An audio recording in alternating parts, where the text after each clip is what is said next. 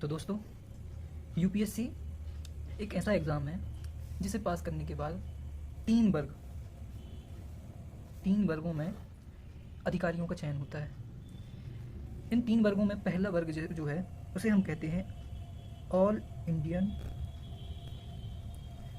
Civil service, all Indian civil services. इसमें तीन services हैं। अब ये ध्यान से सुनना, क्योंकि यहीं पे लोगों को कंफ्यूज होता है। पहला है आईएएस, दूसरा है आईपीएस और तीसरा है आईएफओएस। आईएफएस नहीं है, आईएफओएस। तो जो आईएएस है इसका फुल फॉर्म आपको पता है, इंडियन एडमिनिस्ट्रेटिव सर्विस या फिर इंडियन एडमिनिस्ट्रेशन सर्विस, भारतीय प्रशासनिक सेवा। इसे पास करने के बाद जब कोई आईएएस बनता है, यूपीएससी पास करने के बाद जब कोई आईएएस बनता है तो वह एसडीएम, डीएम इन पदों पर आता है। मतलब जो आईएएस है वह पद का नाम नहीं है, यह सर्विस का नाम है। आईएएस एक सर्विस है, सेवा है, जिसके अंदर एसडीएम और डीएम फिर कलेक्टर का पद होता है। तो पद और सर्विस सेवा में बहुत अंतर है, ठीक है। तो आईएएस एक सेवा है, सिर्फ एक सेवा है जो यूपीएससी पास करने के बाद कुछ लोगों को प्राप्त होती है। फिर आईपीएस क्या है? वैसे ही आईपीएस और आईएफओएस, आईएफओ का मतलब है फॉरेस्ट और एस का मतलब है सर्विस, इंडियन, पी का मतलब है पुलिस और एस का मतलब है सर्विस। तो Indian police service, Indian forest service, ये तीनों जो हैं ऑल इंडियन सिविल सर्विस का पार्ट होती हैं, का भाग होती हैं। फिर दूसरा जो ग्रुप है उसको बोलते हैं ग्रुप ए। आपने सुना होगा कि भाई कोई फलाना ठिकाना ग्रुप ए का ऑफिसर हो गया, मेरा मौसी का लड़का ग्रुप ए का ऑफिसर हो गया। तो जो ग्रुप ए है, ये एक स्तर है, यह एक लेवल है। किसका लेवल है? सर्विसेज का। इस लेवल में कुछ सर्विसेज हैं, जैसे आईआरएस, सबसे पहले आईएफएस।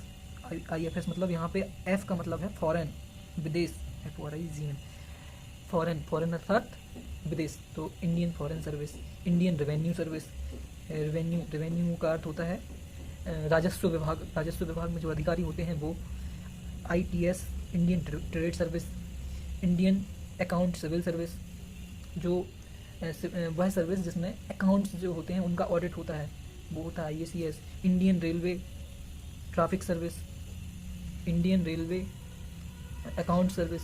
ऐसे करके टोटल 16 सर्विसेज हैं जिसको ग्रुप बी में लिया गया है। कितने हैं? 16। यहाँ पे हमारे 3 थे, यहाँ पे हमारे 16 हो गए।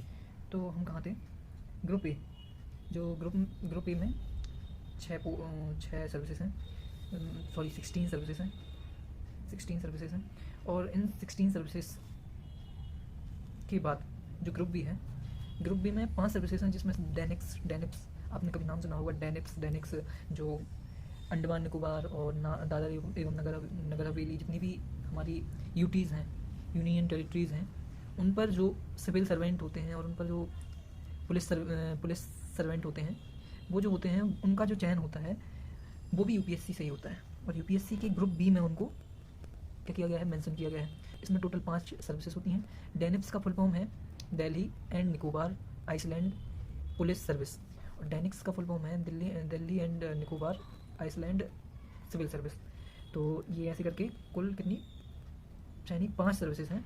और टोटल मिला के अगर हम देखें तो 3 + 16 + 5 = 24 सर्विसेज ऐसी हैं जिनका चयन कौन करता है? सिर्फ एक exam, union public service commission 24 services का चयन सिर्फ और सिर्फ एक एग्ज़ाम से करता है। उस एग्ज़ाम का नाम यूपीएससी है। इसीलिए यूपीएससी एक बहुत ही कॉम्प्लेक्स क्वेश्चन पेपर लेता है, ताकि उसे अलग अलग स्तर के अलग अलग विद्यार्थियों या फिर परीक्षार्थियों का चयन करने में आसानी हो सके। और इसीलिए यूपीएससी का एग्ज़ाम जो है वो एशिया का पहला सबसे कठिन और वर्ल्ड के टॉप 5 जो टफेस्ट जो एग्ज़ाम है उनमें से एक इसको माना जाता है। तो यहाँ पे हमारा दूसरा प्रश्न भी समाप्त हुआ कि यूपीएससी एग्ज़ाम को देने के बाद क्या क्या बनते हैं, आईएएस और यूपीएससी में क्या अंतर है, पोस्ट और सर्विसेज में क्या अंतर है। तो ये सब हमने आज इस वीडियो में हमने ये 2 प्रश्नों का उत्तर जान लिया है। तीसरा प्रश्न इम्पोर्टेंट है। तीसरा प्रश्न है हमारा, यूपीएससी एग्ज़ाम कैसे होता है, फिर एग्ज़ाम का पैटर्न क्या होता है। तो यूपीएससी पैटर्न काफ़ी